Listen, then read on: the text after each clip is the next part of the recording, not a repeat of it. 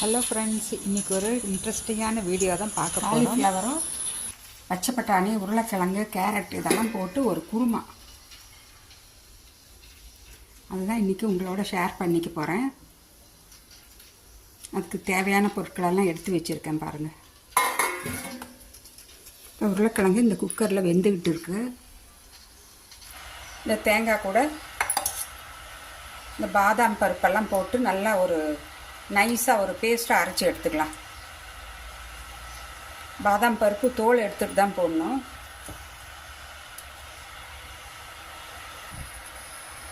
சோம்பு, பாதாம் பருப்பு, கொஞ்சம் கல்பாசி இதெல்லாம் போட்டு அரைச்சி எடுத்துக்கலாம்.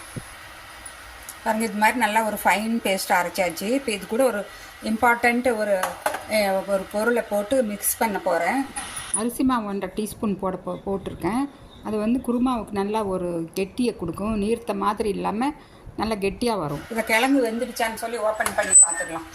கிழங்கு நல்லா வெந்துடுச்சு. தோல் உரித்து நல்லா உதிரியாக நல்லா மசிச்சு வச்சுக்கலாம். இது எல்லாமே தாளிக்கிறதுக்கு பட்டை, கிராம்பு, ஏலக்காய், ஒரு ஸ்டார் அனீஸு, கொஞ்சம் கல்பாசி, பிரிஞ்சி இலை. இப்போ எண்ணெய் ஊற்றிக்கலாம். எண்ணெய் நல்லா சூடாயிடுச்சு. அடுப்பு லோ ஃப்ளேம்லேயே வச்சு நம்ம எடுத்து வச்சுருக்கிற ஸ்பைசஸ் எல்லாம் போட்டுக்கலாம்.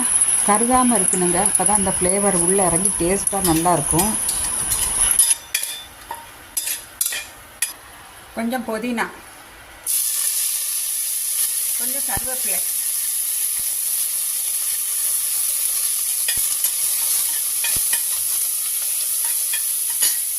பச்சை மிளகா,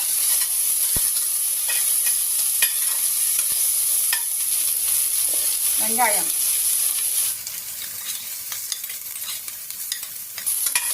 கொஞ்சம் நல்லா வதங்கட்டும். ஒரு பிஞ்சு உப்பு போட்டுக்கலாம், சீக்கிரமாக வதங்கிடும். 1/4 டீஸ்பூன் உப்பு. இப்போ இதோட கொஞ்சமாக இஞ்சி பூண்டு பேஸ்ட், 1 டீஸ்பூன் அளவுக்கு இஞ்சி பூண்டு பேஸ்ட் போட்டாச்சு. நல்லா கிளறி விட்டுக்கலாம். இந்த இஞ்சி பூண்டோட பச்சை வாசனை போயிடணும்.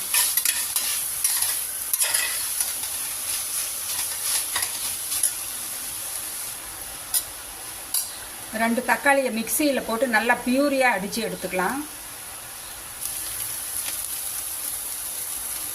இதை ஆட் பண்ணிக்கலாம்.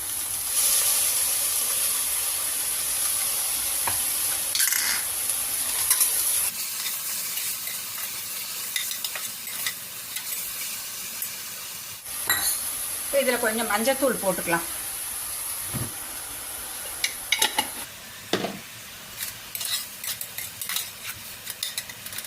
இந்த கேரட்டை போட்டுக்கலாம். இப்போ கட் பண்ணி இருக்கிற காலிஃப்ளவர், தேவையான உப்பு போட்டுக்கலாம்.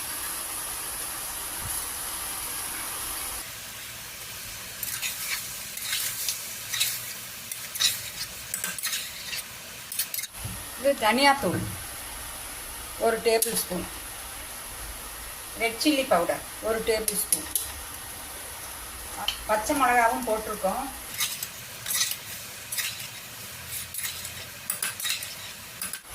இந்த மிக்ஸி கழுவின தண்ணியை ஊற்றிக்கலாம். இப்போ இதை மூடி வச்சு ஒரே ஒரு விசில் கொடுத்தா போதும். கேரட்டும் காலிஃப்ளவர் நிமிஷமாக வெந்துடும். கடைசியாக தான் நான் தேங்காய் அரைச்சதை ஊற்றுவேன். நான் உருளைக்கிழங்கு, பச்சை பட்டாணி எல்லாம் ஆல்ரெடி வேக வச்சாச்சு. குக்கரை மூடி வச்சு ஒரே ஒரு விசில் கொடுத்து அப்புறம் ஸ்டீம் போனதும் ஓப்பன் பண்ணி பார்த்துடலாம்.